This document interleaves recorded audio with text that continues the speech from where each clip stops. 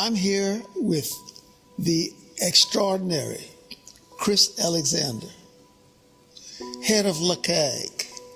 Tell me about LACAG first. Sure. First of all, Elbert, I got to tell you, it's a privilege to have you here. Someone who's an icon in our state and someone who I look up to personally, and I know many others do too.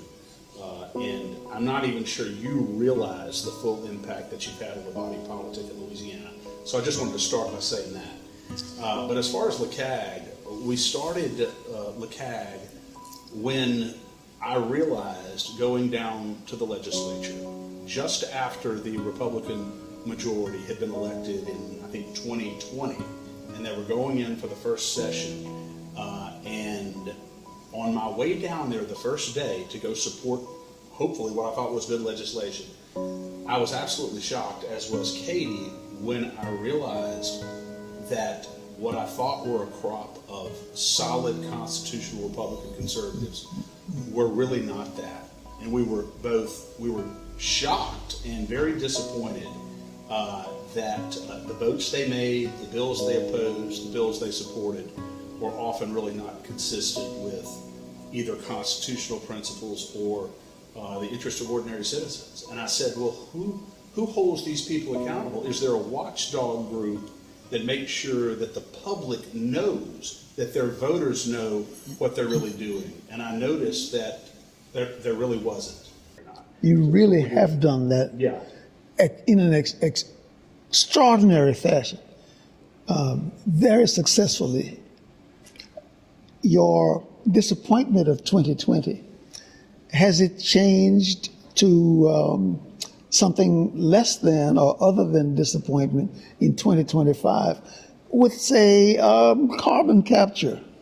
I would say, Elbert, that we were able to get some real rhinos, or as Dr. Randy Russ calls, real globalists, out of the legislature and elect a new crop of Republicans. And that is a very good sign.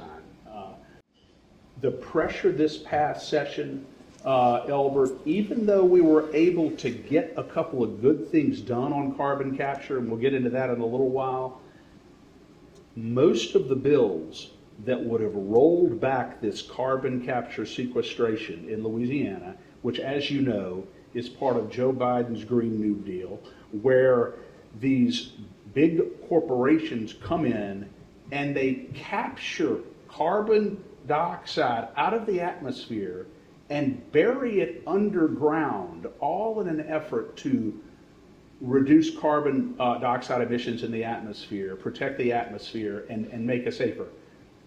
And obviously, it's a con job, Elbert. You know it's a con job. We need CO2.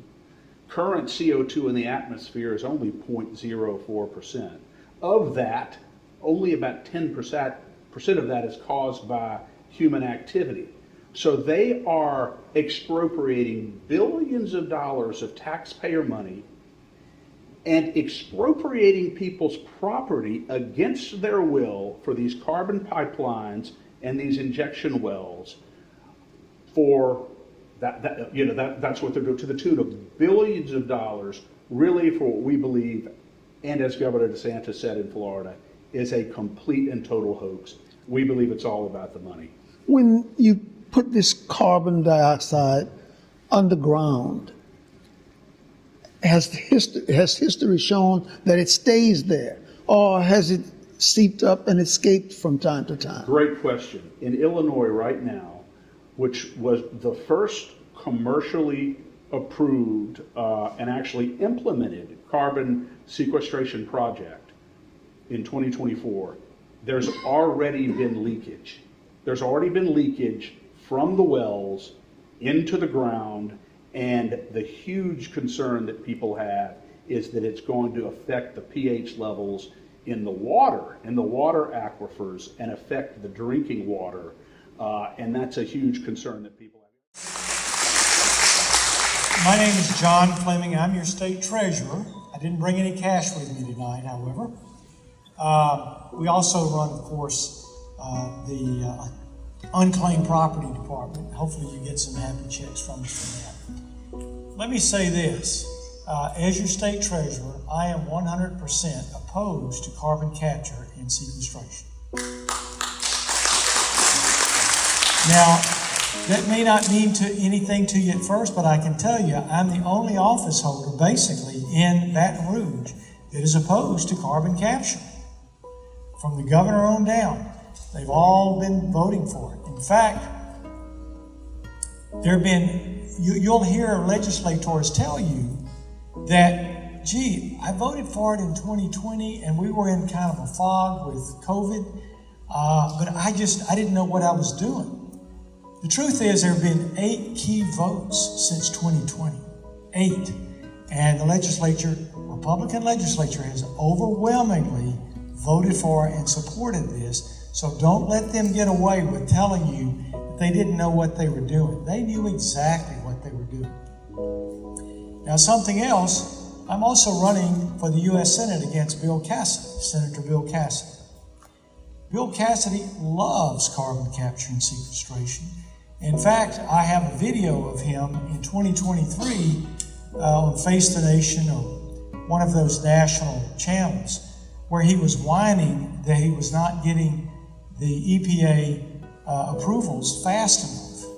There's a big brouhaha in Louisiana right now about carbon capture, the technique of capturing carbon dioxide and putting it under the earth, under our water aquifers, under our seas, under our shrimp industry, our seafood industry, under our crops.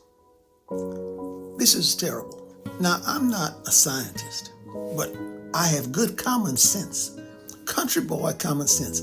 If you put this stuff, this poison, under the ground, it will continue to do what it has been doing, and that is it seeps through cracks. It comes up and injures, harms people, crops, seafood.